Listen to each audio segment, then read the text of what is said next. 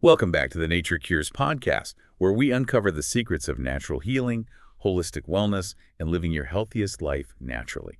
I'm excited for this deep dive. Me too. And today we're tackling a topic that's unfortunately becoming increasingly common: diabetes.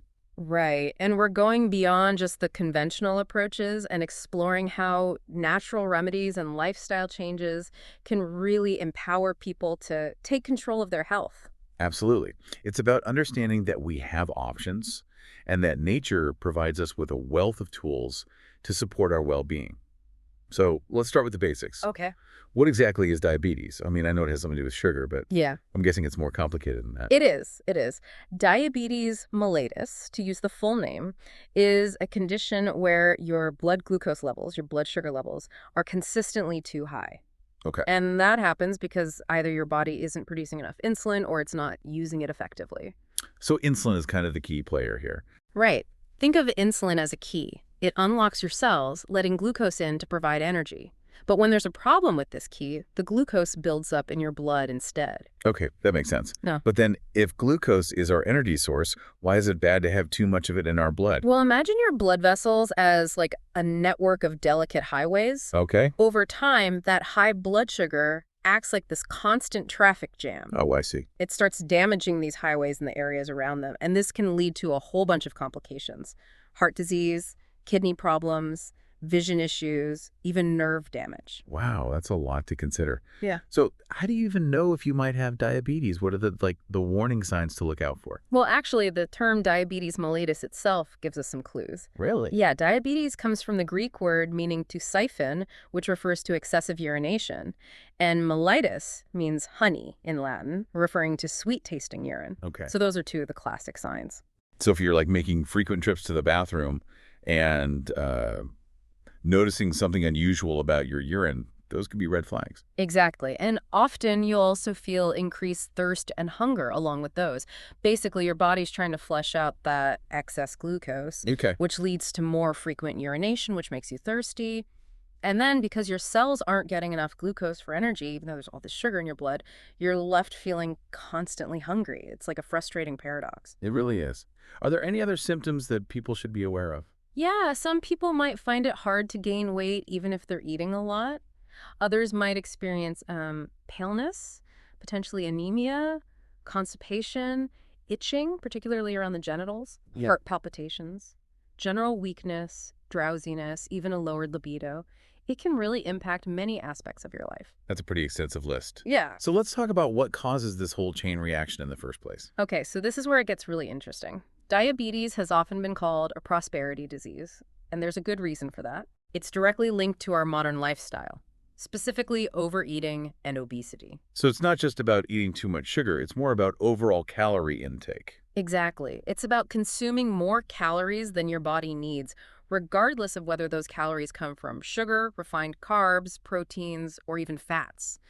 This constant overload basically stresses your pancreas, the organ responsible for producing insulin, and eventually it just can't keep up with the demand. Makes sense. Like, for example, moderate obesity increases the risk of diabetes fourfold. Wow. And if you're dealing with severe obesity, that risk skyrockets to a staggering 30 times higher. That's a powerful illustration of the impact our lifestyle choices can have.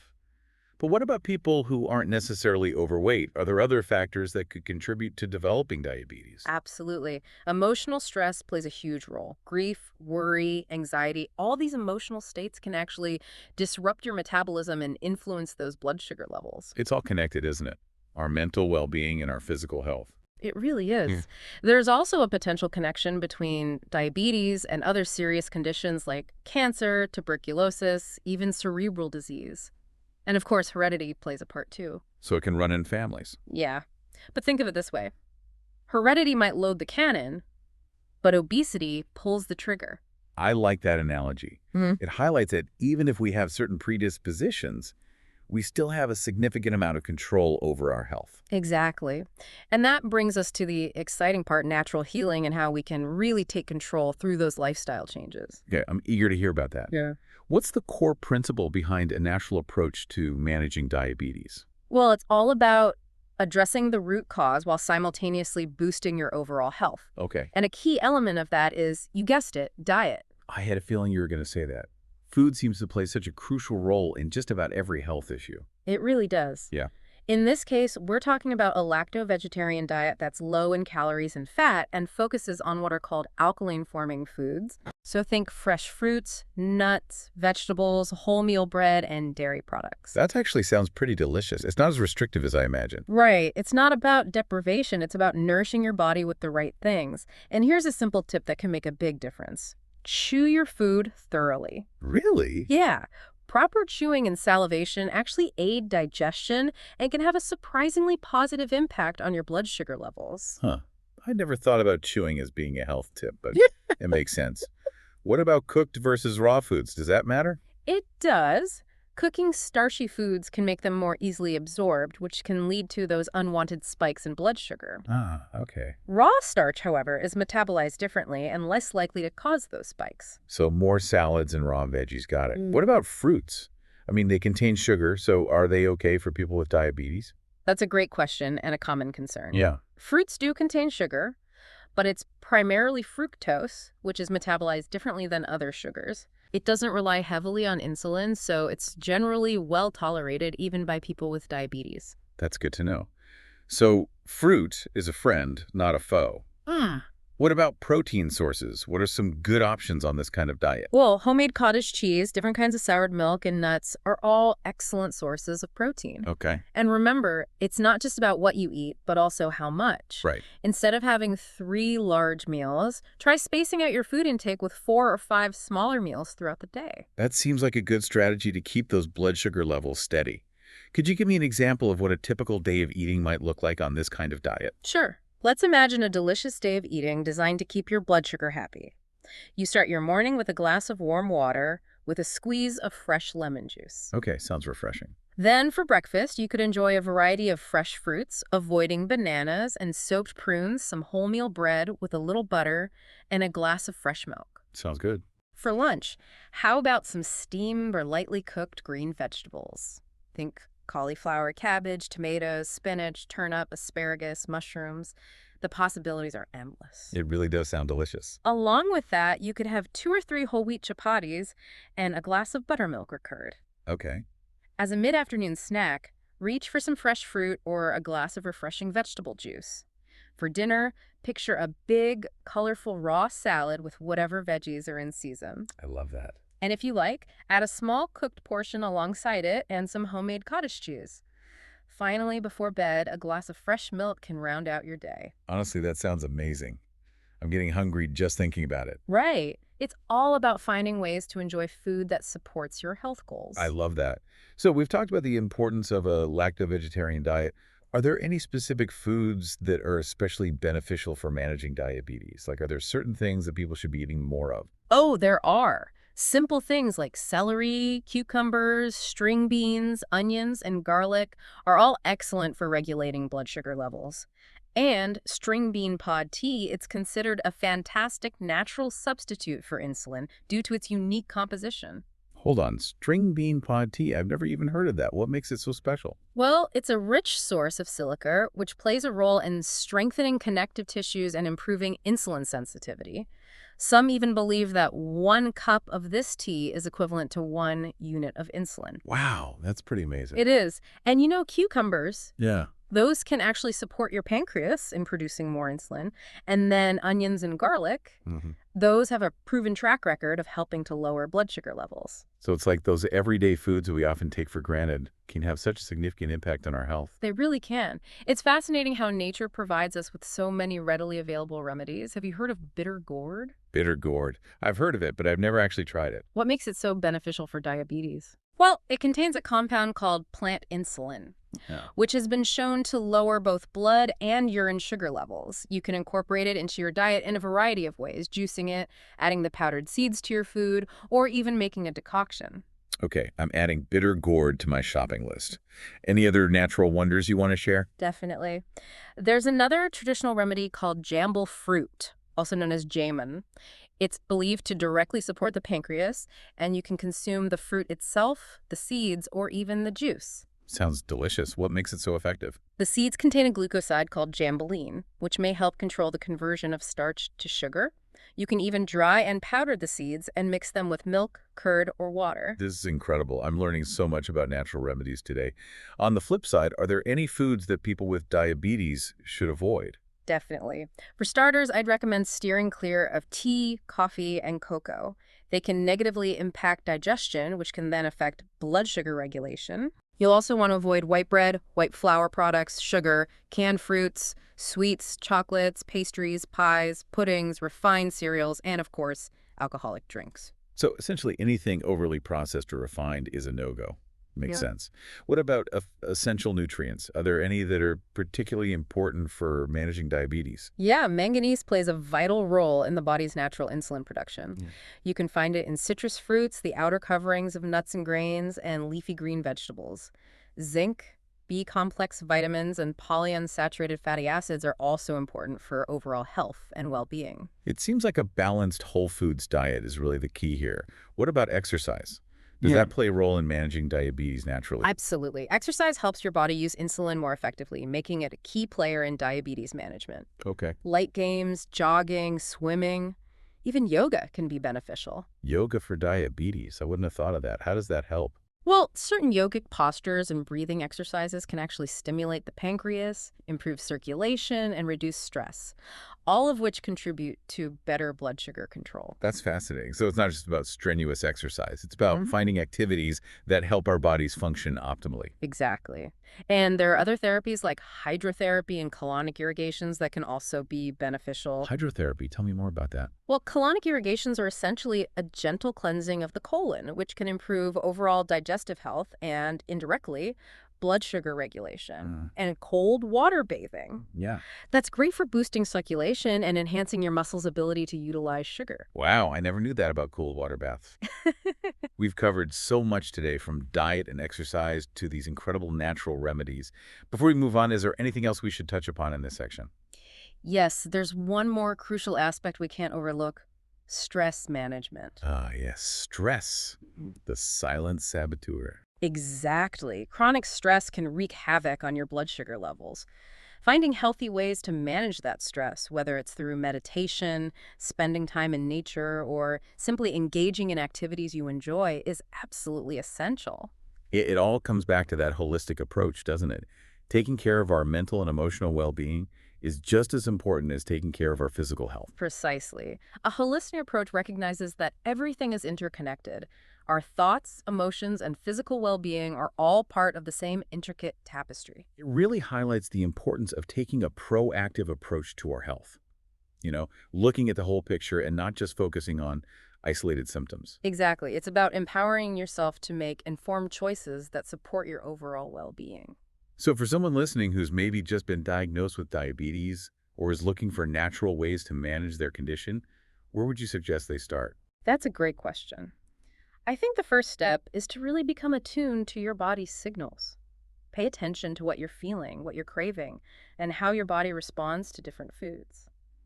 Keeping a journal can be incredibly helpful in tracking those patterns and identifying potential triggers. That's a really practical tip. It's like becoming a detective of your own health. Precisely. And remember, small changes can make a big difference. Start by incorporating one or two new healthy habits into your routine. Okay.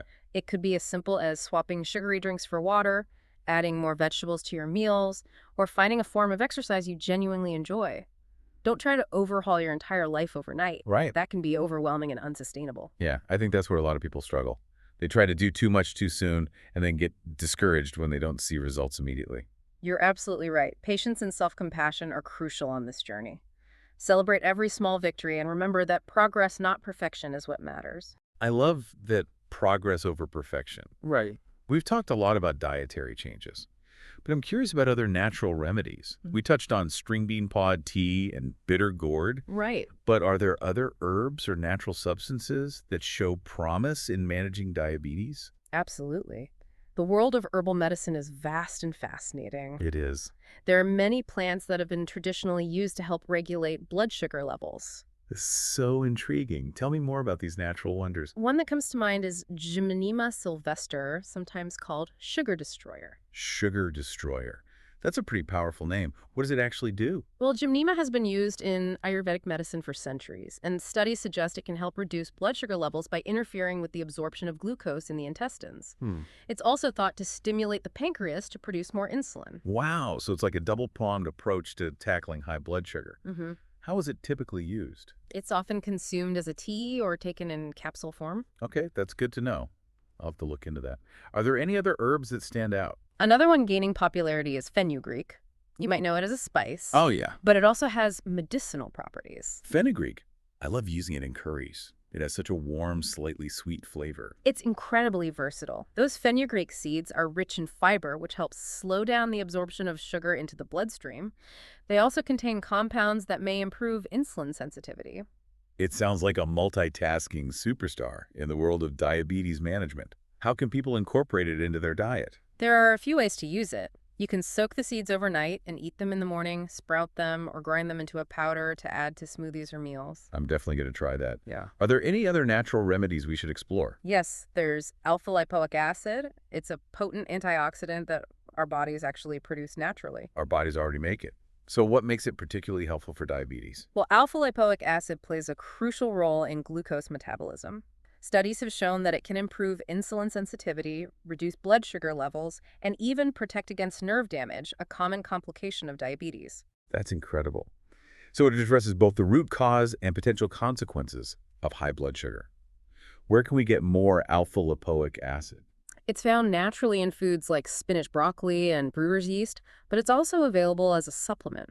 It seems like there's a whole arsenal of natural weapons to combat diabetes. Nature truly is an incredible healer. And what's so remarkable about these natural remedies is that they often work on multiple levels, addressing not just blood sugar levels, but also inflammation, oxidative stress, and other underlying imbalances. It circles back to that holistic approach we were discussing. It's about supporting the body's natural ability to heal itself.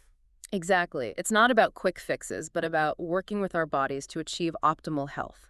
However, I think it's important to emphasize that these natural remedies shouldn't be seen as a replacement for conventional medical treatment. Right. It's always crucial to consult with your healthcare provider to create a personalized plan that's right for you. That's a really important reminder. It's about finding the right balance and integrating natural approaches with conventional care. Precisely. And that balance will look different for everyone. It's about listening to your body, being informed, and making choices that empower you on your health journey. What I find so inspiring about this deep dive is that it gives people hope. It shows them that they have options, that they can take control of their health, and that nature provides such a rich array of tools to support them. I couldn't agree more. Knowledge is power. The more we understand about our bodies and the natural world, the more empowered we become to make choices that truly nourish us. And sometimes it's the simplest things that can make the biggest difference. Right. We often underestimate the power of a walk in the fresh air, a good night's sleep, or a meaningful connection with someone we love. Those are the cornerstones of well-being, and they're often overlooked in our fast-paced modern world. It's a reminder to slow down, reconnect with ourselves, and embrace the healing power of nature. And to remember that we're not alone on this journey. There's a whole community of people out there seeking natural ways to enhance their health and well-being. That sense of community is so important. It's about sharing knowledge, supporting each other, and celebrating our collective wisdom. Exactly. And that's what we're all about here at the Nature Cures podcast. Empowering you to live your healthiest life naturally and connecting you with a community of like-minded individuals. Speaking of community, I'd love to hear from our listeners. Have you tried any of these natural remedies? What are your go-to strategies for managing diabetes or improving your overall health? Share your experiences and insights. We'd love to hear from you. Absolutely. Your stories and wisdom can inspire others and create a ripple effect of positive change. This conversation has been so insightful and inspiring. Thank you so much for sharing your expertise with us. It's been my pleasure. Before we wrap up our deep dive into natural approaches to diabetes, I want to circle back to something you mentioned earlier, stress management. Okay. We talked about diet, we talked about exercise, but what about the role that stress plays in all of this? Yeah. It seems like kind of a hidden factor that we often overlook. It's a critical piece of the puzzle for sure. Chronic stress can disrupt our body's balance, including how it regulates blood sugar. When we're stressed, our bodies release hormones like cortisol, which can actually increase those blood glucose levels. So it's like our body is in that fight or flight mode. Yeah. and it thinks it needs that extra energy boost to deal with some kind of threat. Exactly. But if that stress response is constantly switched on, it can backfire. It absolutely can. Oh. Over time, that chronic stress can actually contribute to insulin resistance, making it even harder for your body to use insulin effectively. And then you get caught in this vicious cycle. Right, you do. High stress leads to high blood sugar, which leads to more stress, and so on. Exactly. So it's not just about, cutting out sugar. It's about addressing that underlying stress that might be contributing to the problem in the first place. That's a really good point. So what are some strategies that people can use to manage stress effectively? I mean, Right. we hear this all the time, but it can be hard to put into practice. It really can. And I think that's where those lifestyle changes we discussed earlier become even more important. Okay. Exercise, getting enough sleep, spending time in nature, practicing mindfulness or meditation, all these things can be powerful tools for managing stress. It's about creating a life that nourishes us on all levels, Right. physically, mentally, emotionally. Exactly. And remember, stress management is not one size fits all. What works for one person might not work for another. Yeah, It's about finding what truly helps you feel grounded and centered. I think that's a great takeaway. Yeah. Listen to your body, experiment with different techniques, and find what resonates with you. Yeah, We each have our own unique path. absolutely. And don't be afraid to seek support. Okay? Talking to a therapist, joining a support group, or simply connecting with loved ones can provide invaluable help during challenging times. Absolutely. We're not meant to go through this alone. And sometimes it's those small changes that can make the biggest difference, too.